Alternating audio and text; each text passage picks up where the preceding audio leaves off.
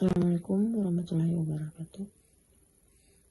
Nama saya Nur Afif Sanusi, Pendidikan Bahasa Inggris, Fakultas Keguruan dan Ilmu Pendidikan, Universitas Islam Makassar. Pada kesempatan ini, saya akan mempresentasikan tentang Pancasila sebagai dasar nilai pengembangan ilmu. Ya, sebagaimana yang kita ketahui, Pancasila terdiri dari 5, yaitu yang pertama, ketuhanan yang Maha Esa, 2, kemanusiaan yang adil dan beradab, 3, persatuan Indonesia, 4, kerakyatan yang dipimpin oleh hikmat kebijaksanaan dalam permusyawaratan perwakilan, yang kelima, keadilan sosial bagi seluruh rakyat Indonesia.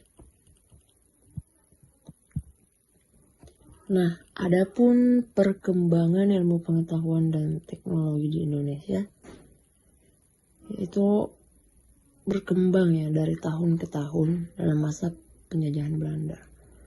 Jadi perkembangan keduanya dipelopori oleh kolonial Belanda. Kala itu Indonesia diperkenalkan dengan persenjataan modern, baik yang ringan maupun berat. Nah, waktu itu teknologi lain diperlihatkan oleh Belanda adalah kendaraan tempur. Dan teknologi-teknologi tersebut itu berasal dari Eropa.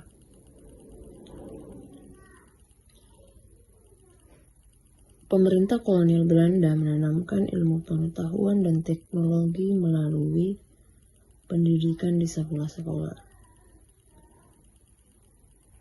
maupun dengan cara penggunaan langsung kepada masyarakat di Indonesia.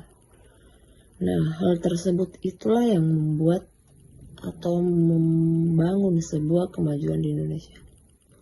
Dan dari situ pula Indonesia punya semangat juang untuk memulai pergerakan untuk memperjuangkan kemerdekaannya sendiri.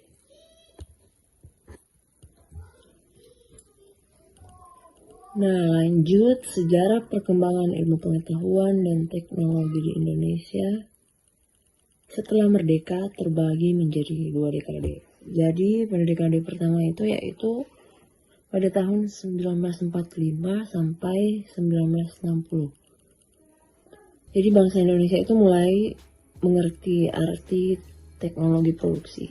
Dan dari hal tersebut, pertama kali yaitu pembangunan pabrik semen di Gresik, pabrik kertas di Bladak atau Magelang, pabrik gelas dan kosmetik di Surabaya.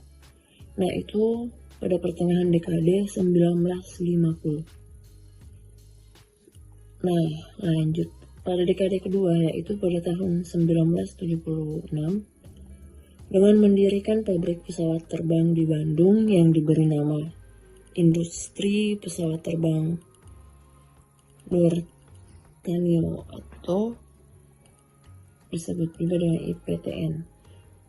Dia menggunakan teknologi yang lebih canggih lagi. Teknologi dari pabrik pesawat terbang ini mengacu pada teknologi di Jerman. Nah, selanjutnya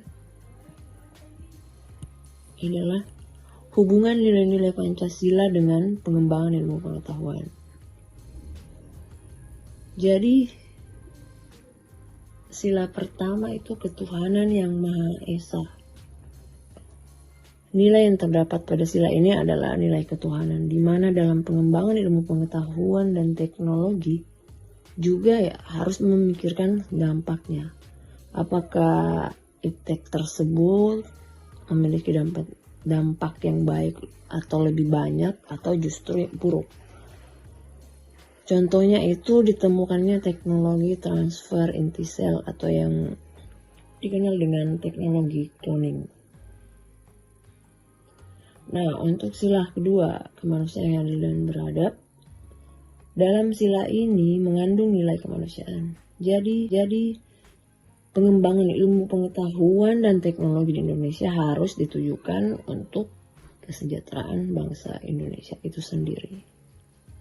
Sila ketiga yaitu Persatuan Indonesia.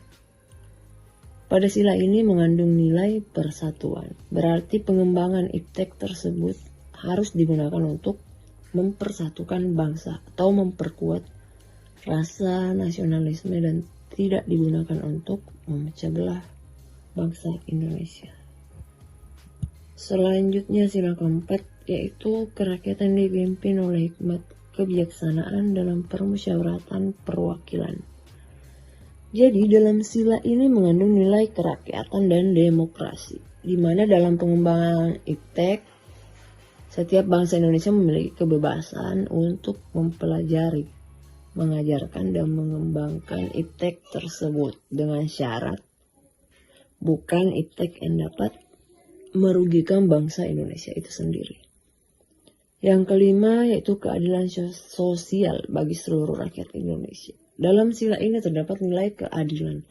Dalam pengembangan iptek haruslah menciptakan suatu ilmu dan teknologi yang dapat dinikmati oleh seluruh lapisan masyarakat Indonesia dan dapat meningkatkan taraf hidup dan kualitas.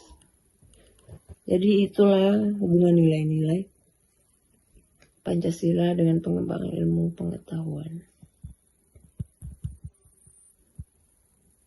Selanjutnya yaitu peranan Pancasila dalam pengembangan ilmu pengetahuan dan teknologi di Indonesia. Jadi perannya itu yang pertama itu sebagai filtrasi. Untuk memfilter yang mana saja yang layak, iptek mana saja yang bagus, layak digunakan di Indonesia. Yang kedua itu sebagai tolak ukur. Dan yang ketiga sebagai alat kontrol. Jadi Pancasila ini menjadi sebuah tolak ukur dan menjadi alat kontrol masuknya iptek di Indonesia. Nah, yang terakhir itu tantangan Pancasila dalam pengembangan ilmu pengetahuan dan teknologi. Nah, tantangan yang pertama itu perkembangan kapitalisme yang menguasai perekonomian di dunia termasuk Indonesia. Nah, dalam kapitalisme dan terdapat nilai-nilai yang bertentangan dengan Pancasila dan nilai tersebut itu seperti merampas, merebut, berkompetisi bebas dan tak ada aturan. Nah, yang kedua itu tantangannya itu apresiasi yang lemah dalam pengembangan teknologi alternatif di Indonesia. Jadi negara Indonesia merupakan sasaran pasar utama bagi negara-negara produsen teknologi maupun produk-produk lainnya di Indonesia. Kadang tidak menghargai sebuah proses dan itulah yang mengapa apresiasinya lemah terhadap suatu hal. Oke, sekian dari saya. Kurang dan lebihnya mohon dimaafkan.